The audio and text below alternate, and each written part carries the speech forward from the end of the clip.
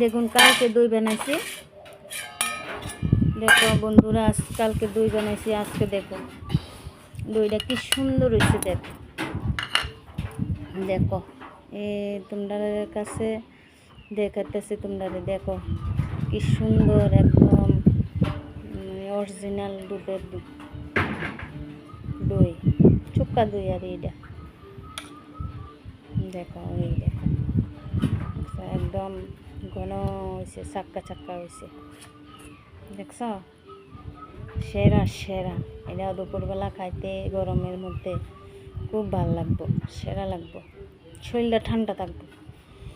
নিজে ঘরে দই বানাইবা, তোমরা সবাই এইভাবে খাইবা, দেখবা। আর পয়সা দিয়ে আর মিষ্টি দোকানের থেকে দই কিনে আনা খাওয়া লাগতো না, অনেক দিন রাখা ফ্রিজের মধ্যে রাখা